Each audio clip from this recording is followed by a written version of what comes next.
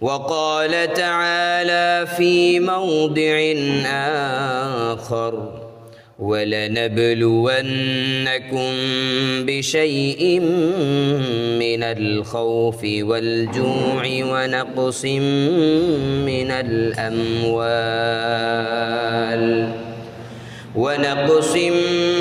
الأموال والأنفس والثمرات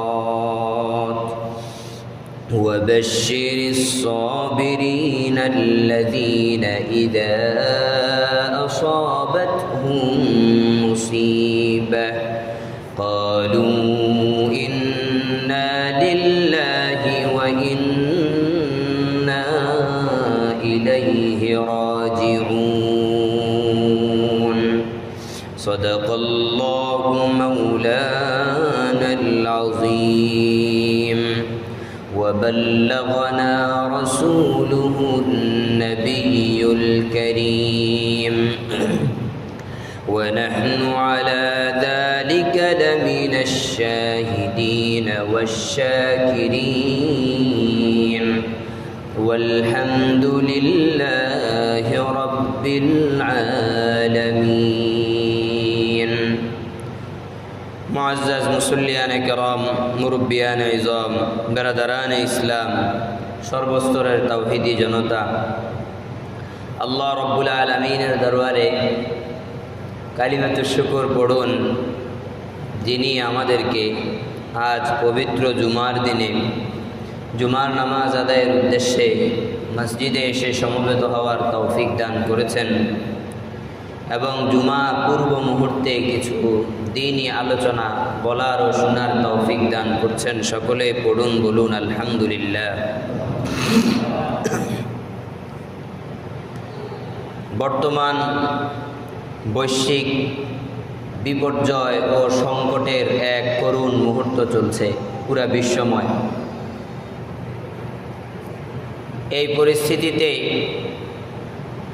যুদ্ধ ও বিভিন্ন ধরনের অপকর্ম বড়দের পক্ষ থেকে, বড় বড় পরাশক্তিদের পক্ষ থেকে ছোট ছোট দেশ, ছোট ছোট ভূখণ্ডগুলোর উপর চাপিয়ে দেওয়া এক নির্মোহ জুলুম, নির্যাতন, এর ফলে এর ভোগান্তি, এর মাসুল পুরো বিশ্বকে টানতে হচ্ছে। আমাদের ছোট্ট এই সোনার বাংলাদেশ এর বিপরীত নয়, এর বাইরে নয়। তবে কথা হলো, এই সমস্ত সংকট এবং বিপর্যয়গুলো কখনো কখনো প্রাকৃতিক হয়, অর্থাৎ প্রকৃতির নিয়ম অনুসারে আল্লাহ রব্বুল আলামিনের পক্ষ থেকে ডাইরেক্ট এই সমস্ত বিপর্যয়গুলো দেখা দেয়। যেমন আমেরিকার হলিউড শহর পুড়ে গিয়েছিল। বলুন তো, কারো কি সাধ্য ছিল ওই হলিউড শহরকে বাঁচানোর জন্য? আল্লাহ রব্বুল আলামিন আগুনের লাভা দিয়ে এই শহরটাকে পুড়ে দিয়েছে। এমনইভাবে গত বছরের আগের বছর আমাদের রামগড় সহ নোয়াখালী অঞ্চল, ফেনী অঞ্চল প্লাবিত হয়েছিল বন্যায়। প্রাকৃতিক দুর্যোগ বলে এগুলোকে, যেটা আল্লাহ রব্বুল আলামিনের পক্ষ থেকে বিভিন্ন সময় আমাদের উপর আসে। আরেকটা হলো কৃত্রিম সংকট, কৃত্রিম দুর্যোগ। আসলে তো দুর্যোগ নয়, কিন্তু রাঘব বোয়ালদের শয়তানির কারণে বিশ্বজুড়ে একটা সংকট এবং বিপর্যয় তৈরি হয়। তারা নিজেদের শক্তিমত্তাকে দেখানোর জন্য, প্রদর্শন করার জন্য, নিজেদের পাওয়ারকে প্রদর্শন করার জন্য এমন এমন বিপর্যয় সৃষ্টি করে যে বিপর্যয়ের গ্লানি আমাদের জন্য খুব ভারী পড়ে যায়, আমাদের মতো ছোট্ট সোনার বাংলাদেশের জন্য খুব ভারী পড়ে যায়। তারা ঠিকই নিজেদের জায়গায় হোলি খেলে, আনন্দ উৎসব করে, মুসলিম বিশ্ব সবগুলো একদিকে আর ওরা অন্যদিকে মুসলমানদেরকে কিভাবে মেরে দেয়া যায়, মুসলমানদেরকে কিভাবে শেষ করে দেয়া যায়। তবে আফসোসের বিষয়, আল্লাহ রাব্বুল আলামিনের কাছে দোয়া ছাড়া আমাদের কিছুই করার নাই। আল্লাহ যেন আমাদের শাসক গোষ্ঠীকে বোধোদয় দেন, বোধ বুদ্ধি বোধগম্যতা দেন। তারা যেন বুঝতে পারে যে আমাদের অনৈক্যের ফলে, আমাদের শাসক গোষ্ঠী যেন বুঝতে পারে যে আমাদের অনৈক্যের ফলে আজ আমরা নিপীড়িত, মাজলুম, নির্যাতিত। এই দোয়া ছাড়া বর্তমানে আমাদের জন্য করার কিছু নেই। কিন্তু এই যে আমাদের অনৈক্য এবং বিক্ষিপ্তের কারণে যেই বিপর্যয়, কৃত্রিম এক সংকট আমাদের মধ্যে তৈরি হয়েছে, এই কৃত্রিম সংকট আমাদের শাসকের অনৈক্যের কারণে হোক, আমাদের যেই সমস্ত কারণেই হোক, কিন্তু ওটার ভোগান্তি আমাকেও ভোগ করতে হচ্ছে। আপনি নাগরিক, আপনাকেও ভোগ করতে হচ্ছে। আমি নাগরিক, আমাকেও ভোগ করতে হচ্ছে। কথা হলো, এই যে সংকটময় পরিস্থিতি ও বিপর্যয়, দুর্যোগ, এগুলো আল্লাহর পক্ষ থেকে কেন আসে? কোরআন কি বলে? কোরআনুল কারীমের আয়াত বলে যে এই সমস্ত দুর্যোগ, চাই প্রাকৃতিক হোক অথবা অপ্রাকৃতিক, অর্থাৎ কৃত্রিম হোক, উভয় ধরনের দুর্যোগ আল্লাহই চাপিয়ে দেন আমাদের উপর। কিন্তু চাপানোর কারণ হচ্ছে আমাদের হাতের কামাই। চাপানোর কারণ কি ভাই?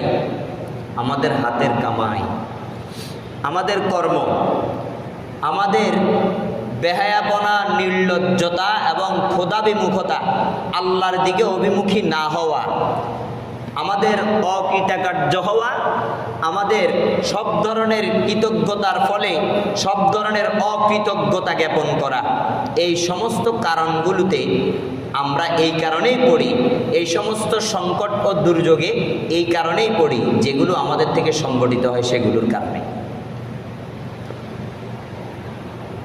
আমাদের কর্মফল এমন, আল্লাহ রাব্বুল আলামিন মাঝে মাঝে আমাদেরকে দেখান যে দেখো, তোমরা যেগুলো করো এগুলোর পরিবর্তে যদি আমি লিগ্যাল অ্যাকশন নেই তাহলে তোমরা এটা পাবা। বিদ্যুৎ সংকট, জ্বালানি সংকট, তৈল সংকট, তারপরে বন্যা, প্লাবন, বিভিন্ন ধরনের ঘূর্ণিঝড়, বিভিন্ন ধরনের সিডর, বিভিন্ন ধরনের তুফান, যদি তোমাদের কৃতকর্মের ফল আমি দিতে যাই দুনিয়ার মধ্যে, তাহলে তোমরা এগুলো পাবে, এর বাইরে কিছু পাবে না। আল্লাহ মাঝে মাঝে আমাদেরকে কিছু সিমটম দেখান যে বান্দা দেখো, এখনো সময় আছে, কি করতেছো চিন্তা করো, কি করতেছো, কেন করতেছো, কোথার জন্য করতেছো, এই করার ঠিকানাটা কোথায়, এখনোই চিন্তা করো। চিন্তা যদি না করো ফিরে আসার সুযোগ পাবে না। এমন একটা সময় আসবে, তোমার মৃত্যু চলে আসবে, তুমি জাহান্নামী হবে, জান্নাতি আর হতে পারবে না। কোরআনুল কারীমের মধ্যে আল্লাহ রাব্বুল আলামিন আয়াতের মাধ্যমে এগুলো আমাদেরকে বলেন। কেমন? আউযু বিল্লাহি মিনাশ শাইতানির রাজীম। বিসমিল্লাহির রহমানির রহিম। ظهر الفساد في البر والبحر بما كسبت أيدي الناس। আল্লাহ রাব্বুল আলামিন বলেন, জমিনের স্থলভাগ এবং জলভাগ উভয় ভাগের মধ্যে বিপর্যয় ছড়িয়ে পড়ে তোমাদের হাতের কর্মের কারণে, তোমাদের কর্মফলের কারণে, তোমাদের কামাই রোজগারের কারণে, তোমাদের কৃতকর্মের কারণে জমিনের জলভাগ এবং স্থলভাগ উভয় জায়গায় বিপর্যয় ছড়িয়ে পড়ে। কখনো কখনো এই বিপর্যয়ের আকার ধারণ করে সমুদ্র বন্দরগুলোতে, কখনো কখনো এই বিপর্যয়গুলো জলভাগ পার করে স্থলভাগ আমাদের বাড়িঘরগুলোর উপর এসে পড়ে। কখনো কখনো জ্বালানি সংকট দেখা দেয়, কখনো কখনো বৈদ্যুতিক সংকট দেখা দেয়, কখনো কখনো বিভিন্ন ধরনের সংকটগুলো আমাদের সামনে আসে। কিন্তু কেন আসে? আল্লাহ রাব্বুল আলামিন বলেন বিমা কাসাবাত আইদিন নাস, বলে ওই সমস্ত কর্মের ফলে এই সমস্ত বিপর্যয়গুলো আসে, যে সমস্ত কাজগুলো তোমরা ইসরায়েলের সাথে করেছ, ফিলিস্তিনের সাথে করেছ। ফিলিস্তিনের শিশুরা একে একে মরেছে, আমাদের শাসক গোষ্ঠী সমর্থন দেয় নাই, কিচ্ছু করে নাই, তো বিপর্যয় আমাদের উপর আসবে না কার উপর আসবে বলেন? এটাই তো আমাদের হাতের কামাই ছিল। বিভিন্ন দেশ যখন নিপীড়িত হয়েছে, বিভিন্ন দেশের নিরীহ মুসলমান মা বোন শিশুরা যখন নির্যাতিত হয়েছে, আমাদের শাসক গোষ্ঠী মুষ্টিমেয় মুষ্টিবদ্ধ করে বসেছিল। এখন বিপর্যয় কি আমাদের উপর আসার নয়? আপনি বলুন না। আসলে কি আল্লাহ রাব্বুল আলামিন এগুলোর জন্য যদি ধরপাকড় করে, তাহলে কি তেলের সংকট আর বৈদ্যুতিক সংকটে আমাদেরকে ছেড়ে দেওয়া উচিত নাকি ধ্বংসই করে দেওয়া উচিত ছিল যদি আল্লাহ এভাবে ধরতেন? কিন্তু আল্লাহ তো মহান, আল্লাহ রাব্বুল আলামিন হাকিম, আল্লাহ এভাবে ধরেন না, আল্লাহ ছাড়তেন, মায়া করেন, মহাব্বত করেন। সেই কারণে মাঝে মাঝে অল্প অল্প দিয়ে পরীক্ষা করেন, যেন আমি আল্লাহর দিকে ফিরে যাই, যেন আমি আল্লাহর দিকে কি করি? ফিরে যাই। আল্লাহ রাব্বুল আলামিন কুরআনুল কারীমের আয়াতের মধ্যে বলছেন লিয়ুযীকাহুম বা'দাল্লাযী আমিলু লাআল্লাহুম ইয়ারজিউন। আল্লাহ রাব্বুল আলামিন বলে এই যে স্থলভাগের বিপর্যয় এবং জলভাগের বিপর্যয় যেগুলো তোমাদের মধ্যে ছড়িয়ে পড়ে, সংকট দেখা দেয়, এগুলো আমি এই কারণেই মাঝে মাঝে তোমাদের কাছে প্রেরণ করি, তোমাদেরকে দেই, লিয়ুযীকাহুম, যাতে আমি তোমাদেরকে আস্বাদন করাই, বা'দাল্লাযী আমিলু, তোমাদের কৃতকর্মের কিয়দাংশ, তোমরা যা খারাপ কাজ করো সেগুলোর আযাব কিছুটা যেন আমি তোমাদেরকে চাখাই, কিছুটা যেন আমি তোমাদেরকে আস্বাদন করাই। কেন তোমাদেরকে আযাবের কিয়দাংশ তোমাদেরকে মাঝে মাঝে দেই? বৈদ্যুতিক সংকট, তেলের সংকট, জ্বালানির সংকট, বিভিন্ন সংকটের মধ্য দিয়ে কেন তোমাদেরকে পার করি? আল্লাহ রাব্বুল আলামিন বলেন লাআল্লাহুম ইয়ারজিউন, যাতে করে তোমরা আবার আমার অভিমুখী হয়ে যাও। আমাকে যে ভুলে চলে গেছো বান্দা, আমার থেকে যে দূরে চলে গেছো, আমার থেকে দূরে সরে গেছো, ও বান্দা তুমি যেন আবার আমার দিকে চলে আসো, আবার যেন বুঝো আল্লাহ যেভাবে বলছে সেইভাবেই চলা, আল্লাহ যেভাবে বলছে সেইভাবেই মরা, আল্লাহ যেভাবে বলছে সেইভাবেই আমার বিচরণ, আমার সব নকল হরকত, প্রতিটা কদম, এর বাহিরে যাওয়ার আমার কোনো শক্তি নাই। আমাকে অধিকার দেওয়া হয়েছে গুনাহ করার, কিন্তু গুনাহ করলে আমি আল্লাহর কাছে অকৃতকার্য হয়ে যাব, আমি আল্লাহর কাছে অপরাধী হয়ে যাব। আল্লাহ চান আমি এই কথা বুঝি, আপনি এই কথা বুঝেন, আমি ইমাম বুঝি, আপনি মুসল্লি বুঝেন। কথা কি বুঝাতে পারছি? তাইলে এই বিপর্যয়টা কেন আসছে আমাদের কাছে? বিপর্যয় আসার কারণ আমাদের কামাই, আমাদের হাতের কামাই। কখনো কখনো আমাদের হাতের কামাইগুলো বাহ্যিকভাবে দেখা যাবে, যেমন জুলুম আমরা শিশু নারীদের উপর করেছি, এটা তো দেখা যাচ্ছে, আমরা তাদের সাথে দাঁড়াতে পারি নাই। আমাদের মা বোন, মুসলমান মা বোন, যাদের ব্যাপারে রাসূলুল্লাহ সাল্লাল্লাহু আলাইহি ওয়াসাল্লাম বলেছেন আল মুসলিমু আখুল মুসলিম, ওই আখুল মুসলিম আমার ভাইয়ের জন্য, আমার ভাইয়ের পাশে আমি মুসলিম রাষ্ট্র হিসেবে, মুসলিম মুসলমান হিসেবে না সাহায্যের হাত বাড়াতে পেরেছি, না ঈমানের জজবা দেখাতে পেরেছি, না সমর্থন দিতে পেরেছি, আমাকে কুলুপ এঁটে মুখ দিয়ে চুপ করে বসে থাকতে হয়েছে। এইগুলো বিপর্যয়ের কারণ দেখা যায়। এগুলো কি দেখা যায়? এগুলো তো ঢাকা চুপা না, এগুলো আপনিও জানেন, আমিও জানি, আমাদের প্রত্যেকটা মুসলমানের জানার কথা। কিন্তু কখনো কখনো বিপর্যয়ের কারণ বোঝা যায় না, দেখা যায় না। এমন কোনো অপরাধ আমার দ্বারা সংগঠিত হতে পারে যে অপরাধ সম্পর্কে আসলে আমি নিজেও অবগত ছিলাম না, করার সময় মজা পাইছি, পরে ভুলে গেছি, এর কারণেও বিপর্যয় হতে পারে। এই সকল বিপর্যয়গুলো যখন আমার হাতের কামাই, অথবা আল্লাহ রাব্বুল আলামিন মাঝে মাঝে এমনও হতে পারে আসলে আমি অধিক পরিমাণে মুমিন হওয়ার কারণে, আল্লাহর খুব কাছাকাছি যাওয়ার কারণে আল্লাহ মাঝে মাঝে একটু বাড়ি দিয়ে দেখতে চায় যে মুমিন বিপদ পেয়ে কোনো আমাকে ভুলে যায় কিনা। এটাও হতে পারে বিপর্যয়ের একটা কারণ। কি এটাও হতে পারে আল্লাহর পরীক্ষা, আল্লাহর পরীক্ষা। কিন্তু এই সমস্ত কারণগুলো যখন একত্র করা হয়, কেন আল্লাহ রাব্বুল আলামিন বিপর্যয়গুলো দেন? আল্লাহ রাব্বুল আলামিন অন্য আয়াতের মধ্যে বলেন, ওয়ালানুযীকান্নাহুম মিনাল আযাবিল আদনা দুনাল আযাবিল আকবার লাআল্লাহুম ইয়ারজিউন। বলে বান্দা, হাত দিয়ে যা কিছু কামাই করো, খারাপ কাজ যা যা করো, এই সমস্ত কাজের বিনিময় যদি আমি দুনিয়ায় দেয়া শুরু করি, তাহলে তোমাকে শুধু শাস্তি দিতে হবে, ভালো কিছু আমি দিতে পারবো না। তাই আমি আখিরাতের যে শাস্তি আছে, চিরকালের শাস্তি, ওই চিরকালের শাস্তি থেকে কিয়দাংশ অল্প কিছু শাস্তি আমি তোমাকে দুনিয়াতে দেই, যাতে করে তুমি বুঝতে পারো যে আল্লাহর দিকে আমাকে ফিরে যেতে হবে। লাআল্লাহুম ইয়ারজিউন।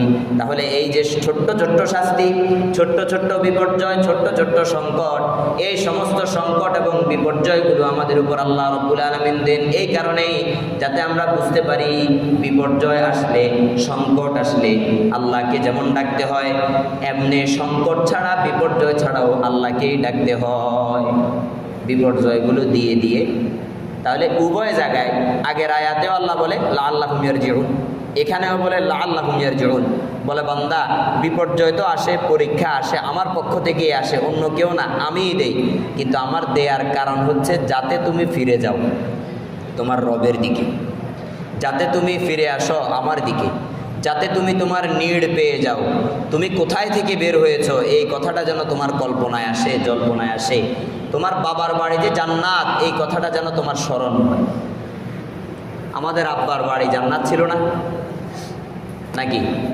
নাকি দারবিনের মতো বিবর্তবাদের যে আকীদা আছে যে মানুষ বাদর থেকে সৃষ্টি হয়েছে, এগুলো বিশ্বাস করব? নাকি আমরা বলবো যে আমরা আদম সন্তান? আমাদের আব্বা ছিল শিক্ষিত, এডুকেটেড একজন ব্যক্তি, যাকে আল্লাহ রাব্বুল আলামিন সৃষ্টিকুলের সমস্ত জিনিসের নাম, তার পরিচয়, তার গুণাবলী সহ শিক্ষা দিয়েছেন। সমস্ত সৃষ্টিকুলের, যেগুলো আমি জানি না, আপনি জানেন না, সমস্ত ভাষা, কিয়ামত পর্যন্ত আমরা যত ভাষায় কথা বলবো, আব্বাজান সমস্ত ভাষাগুলো জানতেন। সুবহানাল্লাহ বলেন। আব্বাজান সমস্ত ভাষাগুলো জানতেন। আমরা তার গর্বিত সন্তান হয়েও আমাদের মধ্যে এই সমস্ত আকীদাগুলো ঢুকে যাচ্ছে। তো আমরা যদি হযরত আদমের সন্তান হয়ে থাকি, তাহলে আমার আব্বার বাড়ি ছিল কোথায়? জান্নাতে। আব্বাকে বানানো হয়েছিল কোথায়? জান্নাতে। আব্বার থেকে আম্মাকে সৃষ্টি করা হয়েছিল কোথায়? জান্নাতে। কোনো একটা কারণে আল্লাহ পরীক্ষা করবেন বিদায়, তকদীরের মুআমালা এমন বিদায়, আমার আব্বাকে এবং আম্মাকে দুনিয়ার বুকে প্রেরণ করেছেন, আমাদেরকে প্রেরণ করেছেন, আমাদেরকে সৃষ্টি করেছেন। এটা একটা প্রেক্ষাপট ছিল, কিন্তু আমার মূল বাড়ি কোথায়? জান্নাতে। এখন আপনি চিন্তা করুন, আমার আব্বা যিনি এত শিক্ষিত, এত কিছু জাননেওয়ালা, যিনি আল্লাহর একজন পেয়ারা নবী, যার ফজিলত এত এত, তার সন্তান হব, জান্নাতে যাব, নাকি ভিন্ন সন্তান হয়ে অন্যদিকে যাব? তো বলতে চাইছিলাম, আল্লাহ মাঝে মাঝে স্মরণ করাইয়া দেয়, বান্দা তোমার বাড়ি তো প্রকৃত জান্নাতে, আর জান্নাতের বাড়ি এটা তোমার থেকে যে আমি নিয়ে নিছি, এটা পেতে হলে এই কাজ করা লাগবে। এই জন্য আমি মাঝে মাঝে শাস্তি, মাঝে মাঝে টিকা টিপ্পণী করে তোমাকে মনে করিয়ে দেই যে দেখো তুমি তোমার মূল জায়গা থেকে সরে যাচ্ছ। কথা কি বুঝাইতে পারছি? এখন আসেন, কখনো কখনো আল্লাহ তাআলার পরীক্ষা হিসেবে বিপর্যয় আসতে পারে। এতক্ষণ তো বললাম আমাদের হাতের কামাইয়ের কথা, 2 আয়াতের মধ্যে। কখনো কখনো আল্লাহর পরীক্ষা হিসেবে একজন মুমিন মুসলমান, সাধারণ নিরীহ মুসলমান, কিন্তু খুব ইমানদার জজবাতি মানুষ, আল্লাহ মাঝে মাঝে তাকেও পরীক্ষা করতে পারে। কেন জানেন? অর্থাৎ একজন মুসল্লি মসজিদে প্রবেশের পর 10 কাতারের মধ্যে 10 নম্বর কাতারে বসছে। কথা বুঝে আসছে? তো ঘটনাক্রমে 10 নম্বর কাতারের ফ্যানটা আমরা বন্ধ করে দিলাম, তারপরে 9 নম্বর কাতারের ফ্যান চালাইয়া দিলাম, যাতে করে সে 9 নম্বর কাতারে আসে। অথবা দ্বিতীয় কাতারে বসতে দ্বিতীয় কাতারে ফ্যান অফ করে দেওয়ার কারণে একটু আজাব হয়েছে কিনা, একটু গরম লাগছে কিনা, তখন সে প্রথম কাতারে চলে আসলো যে ভাই আমি তো ফ্যানের কারণে দ্বিতীয় কাতারে ছিলাম, আসলে তো ফ্যান প্রথম কাতারও নাই দ্বিতীয় কাতারও নাই, তো প্রথম কাতারে বসলেই তো আমার ফজিলত বেশি, প্রথম কাতারে বসলেই তো আমার কি ফজিলত বেশি। তো মাঝে মাঝে মুমিন মুসলমান যখন ইমানদার হয়, আল্লাহকে তো বিশ্বাস করে, আল্লাহকে তো মহব্বত করে, আবার মাঝে মাঝে নিজের ছেলে সন্তান এগুলোকেও একটু বেশি মহব্বত করে, একটু বেশি মহব্বত করে, মায়া লাগে বেশি, ছেলেদের প্রতি একটু মায়া বেশি, নাতিপুতির প্রতি একটু মায়া বেশি, তাদের প্রতি একটু অহংকারও বেশি। কথা বুঝে আসছে? ওই কথাটা ভুলে যায় যে আসলে মূল অহংকার আল্লাহকে নিয়ে করা উচিত ছিল, মূল জায়গা মহব্বতের আল্লাহ হওয়া উচিত ছিল। এরা তো আমার জায়গা, ঠিক আছে, আরামের জন্য, আয়েশের জন্য, মহব্বতের জন্য মাঝে মাঝে ছেলে সন্তানগুলোকে আমি নিব, কিন্তু এরা দ্বিতীয় কাতারের, এরা প্রথম কাতারের লোক না। প্রথম কাতার আমার আল্লাহ, প্রথম কাতার আমার আল্লাহ।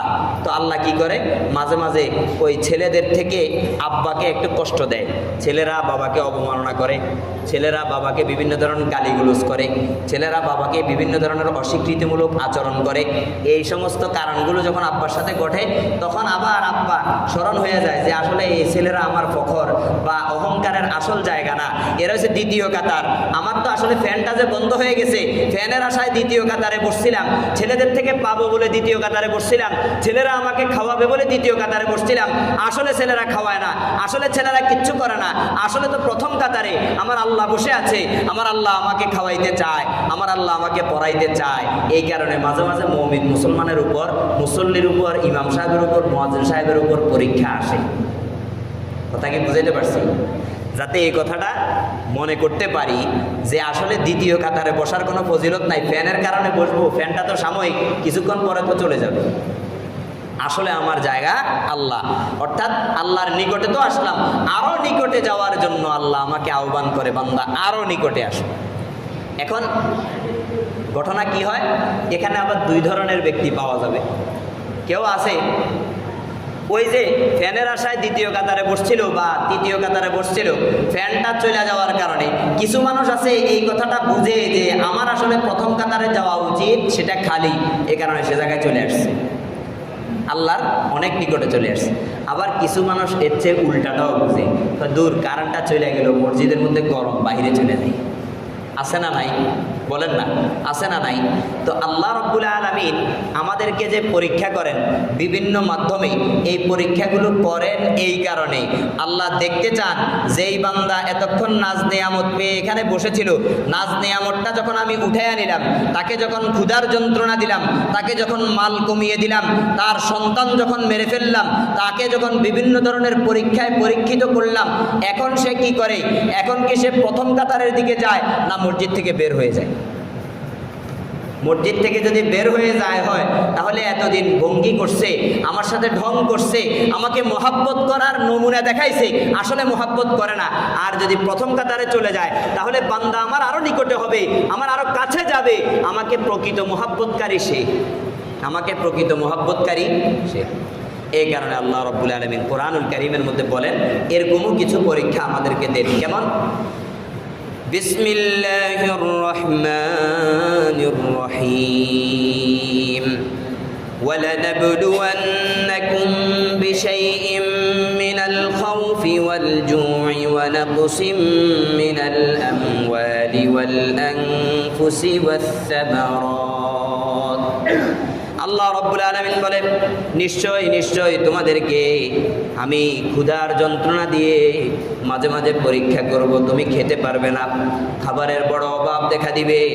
আল্লাহ রাব্বুল আলামিন বলেন ভয়ের যন্ত্রণা দিয়ে তোমাদেরকে মাঝে মাঝে আমি পরীক্ষা করব, বের হতে পারবে না, বিভিন্ন জায়গায় যেতে গেলে তোমার ভয় লাগবে, সন্ত্রাসের ভয়, প্রাণীর ভয়, বিভিন্ন ধরনের দুর্ঘটনা এবং দুর্যোগের ভয়, বিভিন্ন ধরনের ভয়, যুদ্ধ পরিস্থিতিতে মিসাইল পড়ার ভয়, বিভিন্ন ধরনের ভয় দিয়ে আমি তোমাদেরকে পরীক্ষা করব।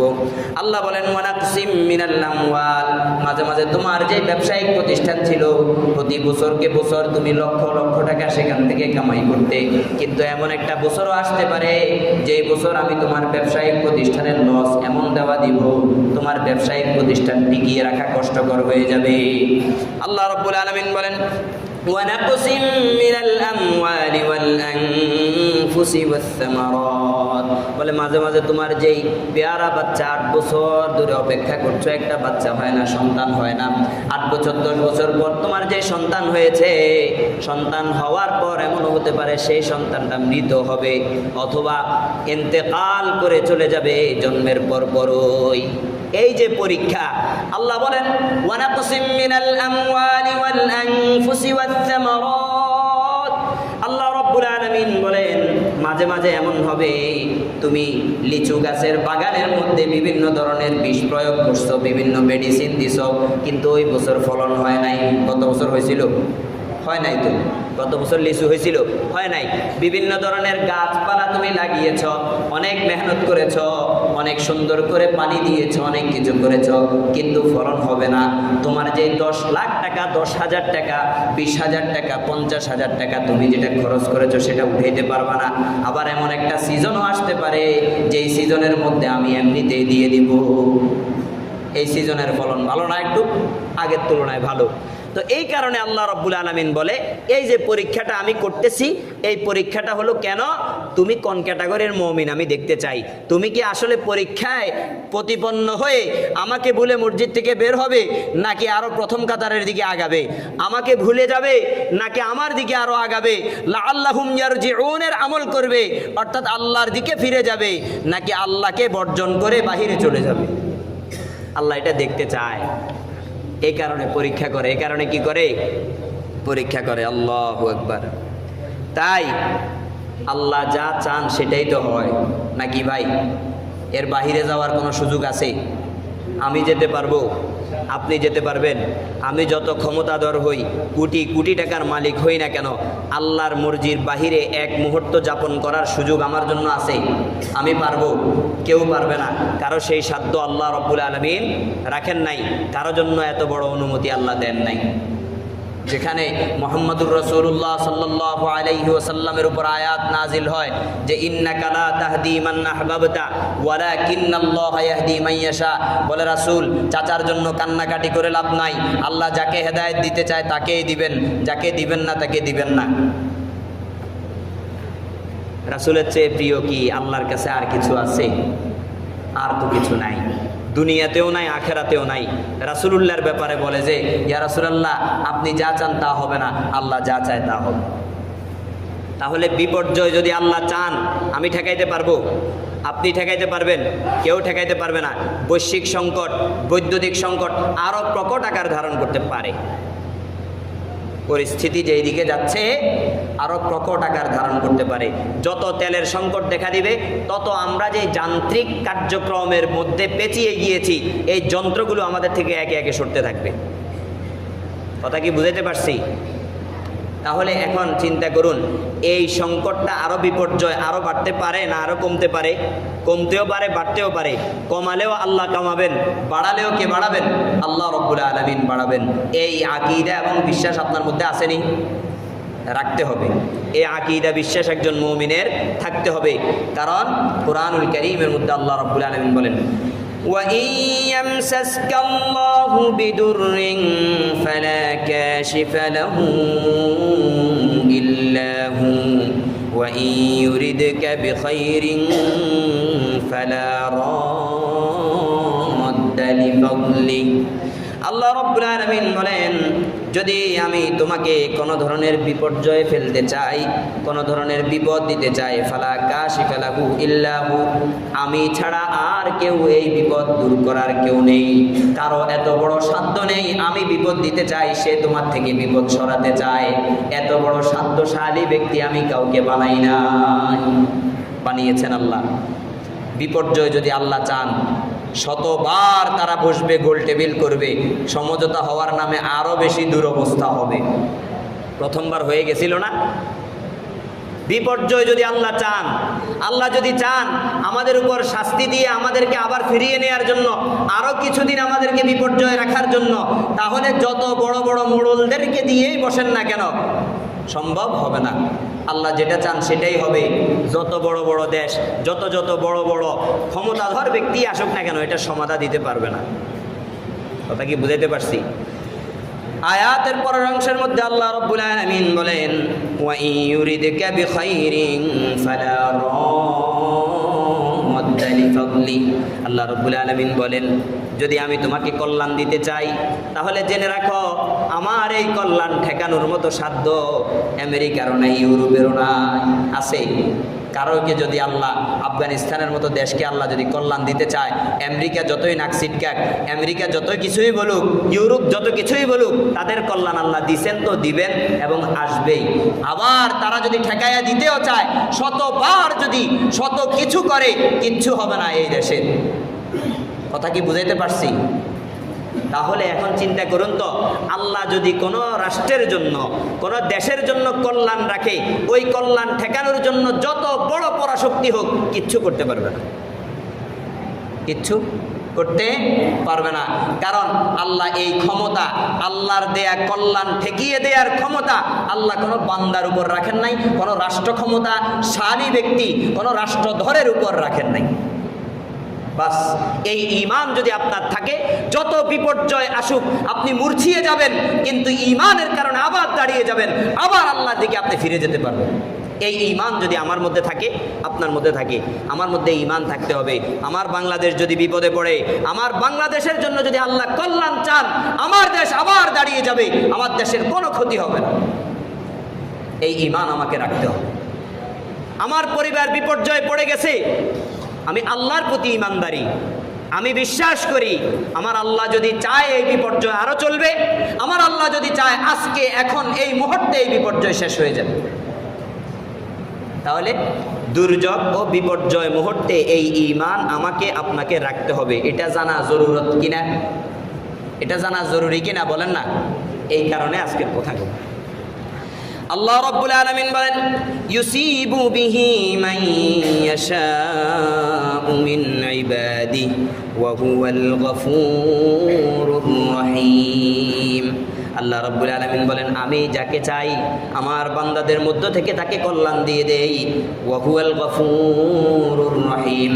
আল্লাহ বলেন, আল্লাহ মহান, আল্লাহ মহা ক্ষমাশালী। আল্লাহ যাকে চান তার গুনাহগুলো বিমোচনা করে, তার গুনাহগুলোকে মুছে দিয়ে আবার তাকে কল্যাণে ভূষিত করতে পারেন। আর এই যে বৈশ্বিক যে সংকট, সাময়িক সংকট, এটাকে আবার দূর করে দিতে পারে কে? আল্লাহ রাব্বুল আলামিন। তাহলে ফিরতে হবে কার দিকে? আল্লাহর দিকে। এখন কথা হলো, বিপর্যয় আসে আমাদের হাতের কামাইয়ের কারণে, আমরা যেগুলো করি সেগুলোর কারণে। মাঝে মাঝে কোনো মুমিন খাঁটি ইমানদারকে আল্লাহ পরীক্ষা করার জন্য বিপর্যয় দেন। মাঝে মাঝে আমাদের হাতের কামাইটা সুস্পষ্ট আমরা বুঝতে পারি। যেমন ফিলিস্তিনের নিপীড়িত শিশু, মুসলমান নারী যারা নিপীড়িত হয়েছে, তাদের পক্ষে আমরা যে বিক্ষিপ্ত হয়ে গিয়েছিলাম, ঐক্যমত হতে পারি নাই, দাঁড়াতে পারি নাই, এটা তো আমাদের দুর্বলতা। এই দুর্বলতা তো চোখের সামনে দেখা যায়। কিছু কিছু সময় এই বিপর্যয় আসার কারণ এগুলো, এটা স্পষ্ট দেখা যায়। আবার কিছু কিছু সময় আমি দেখবো না, হয়তো টের পাবো না যে আমি আসলে হাত দিয়ে কি কামাই করলাম, কিন্তু আসলে কিছু একটা করছি, আসলে কিছু একটা করছি। চাই দেখা যাক, আমার কৃতকর্ম দেখা যাক অথবা দেখা না যাক, কিন্তু বিপর্যয় যখন আসবে তখন কার পক্ষ থেকে আসবে? আল্লাহর পক্ষ থেকে আসবে। আর আল্লাহর পক্ষ থেকে আসলে এটা ঠেকানোর কারবার কার হাতে? আল্লাহর হাতে। এই কারণে আল্লাহর দিকে ফিরে যাওয়াটাই বিপর্যয়ের মুহূর্তে, সংকটের মুহূর্তে সর্বাধিক গ্রাহ্য, সর্বাধিক উত্তম কাজ। যদি এটা করতে পারি তাহলে নিজেকে সান্ত্বনা দিতে পারবো, নিজেকে একটা জায়গায় রাখতে পারবো। আল্লাহু আকবার। তাহলে এখন দেখেন, বিপর্যয় যখন চলে আসে তখন আল্লাহর দিকে ফিরার মাধ্যম কি কি হতে পারে? আমি কিভাবে আল্লাহকে আমার কাছে আনতে পারি, আল্লাহ থেকে আমি আদায় করে নিতে পারি। এতদিন তো বিভিন্ন কিছুর উপর আমি ডিপেন্ডেন্ট ছিলাম। এক একটা জিনিস যদি বন্ধ হয়ে যায় আমার জীবনের মনে হয় যেন ঝুঁকি চলে আসছে। মাল্টিমিডিয়া ফাংশনাল মোবাইল যেগুলো আছে, এক সময় ছিলই না। আপনার কি মাথা ব্যথা হয়েছিল আমার কাছে মিডিয়া মোবাইল নাই?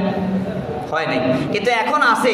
হঠাৎ করে নাই, তখন আপনার কাছে কেমন মনে হয়? হায় রে, আমার হোয়াটসঅ্যাপে মনে হয় অমুক জায়গার যোগাযোগটা বন্ধ হয়ে গেছে, মনে হয় আমার ইমোতে অমুক জায়গার যোগাযোগটা বন্ধ হয়ে গেছে। কেন?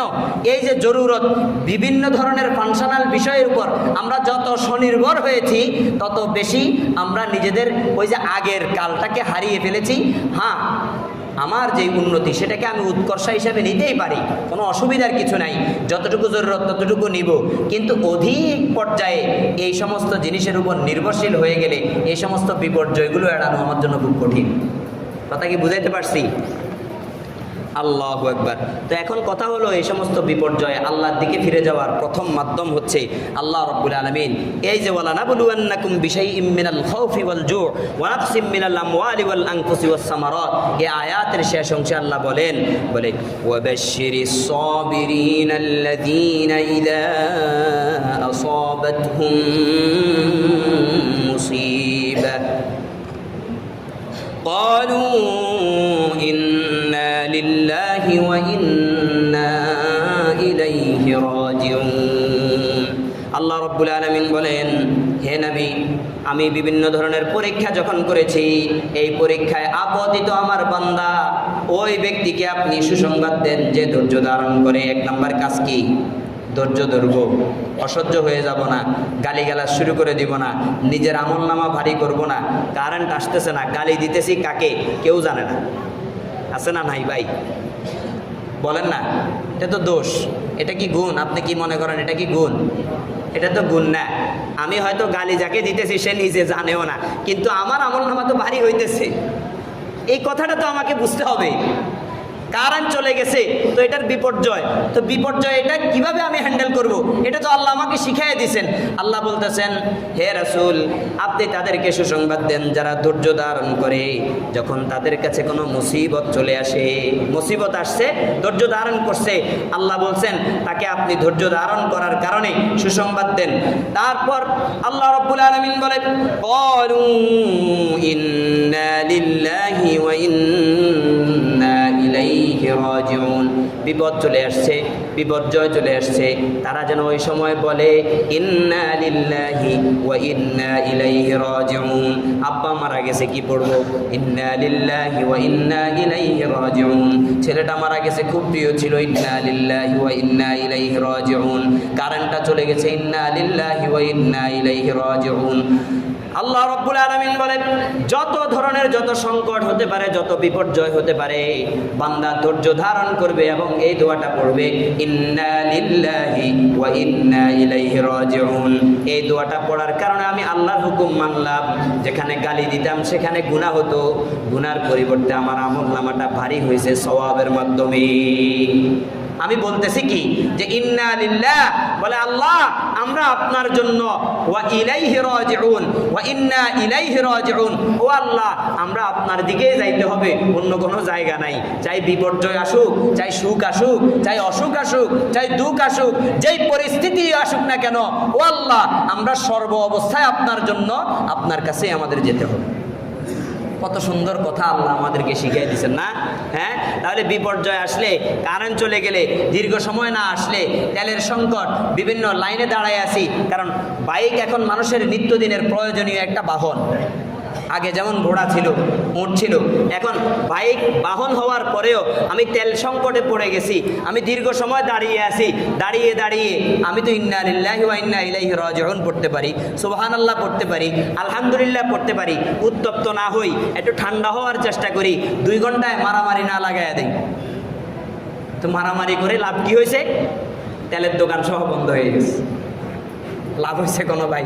বলেন না, কোনো লাভ হয়েছে? কোনো লাভ হয় নাই।